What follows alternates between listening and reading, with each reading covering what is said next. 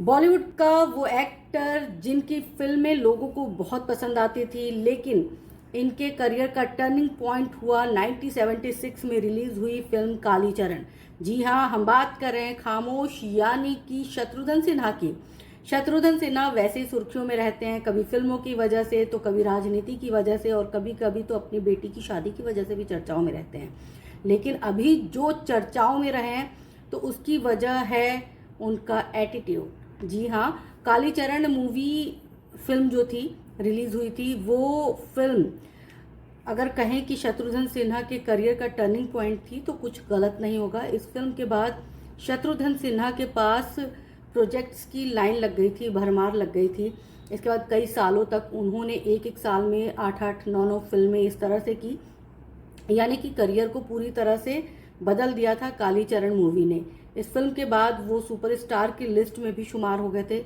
इस फिल्म को डायरेक्ट किया था सुभाष घई ने, और अभी हाल ही में सुभाष घई ने शत्रुघ्न सिन्हा को लेकर कुछ ऐसी बातें बोली हैं जिससे हर कोई हैरान रह गया है।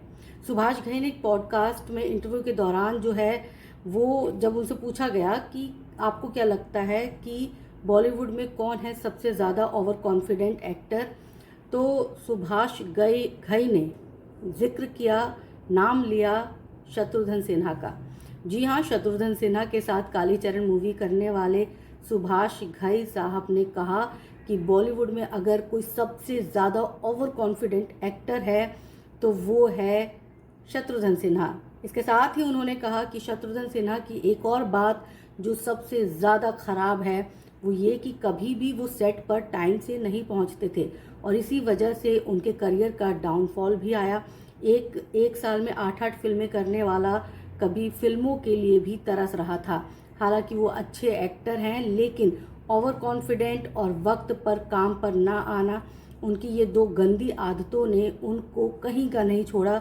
और जो डायरेक्टर्स पहले उनके पास फिल्मों को लेकर जाते थे, ऑफर करते थे, वो डायरेक्टर्स बाद में उनसे नज़रें चुराने लगे, यानी कि उनसे कन्नी काटने लगे, उनको अपनी फिल्मों में नहीं लेना चाहते थे, क्योंकि शत्रुघ्न सिन्हा का एटीट्यूड सबसे ख़राब एटीट्यूड रहा।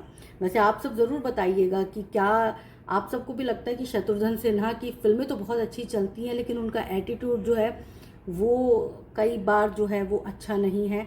या फिर देखिए, सेट पर वैसे देर से जाना ये तो नुकसान डायरेक्टर्स का भी होता है और एक्टर्स का तो जाहिर सी बात है होता ही है, क्योंकि बॉलीवुड में कई ऐसे एक्टर्स, नाम नहीं लूँगी, लेकिन कई ऐसे एक्टर्स हैं जो कि सेट पर लेट से पहुंचते थे और उनका करियर आज जो है पहले कहाँ ऊपर था और अब कहाँ नीचे एकदम गिर चुका है। फिल्में मिलनी बंद हो चुकी है, बेरोजगार घर पर बैठे हुए हैं। तो आप सब कमेंट करके ज़रूर बताइएगा कि एक्टर्स का ये एटीट्यूड सही है या गलत है।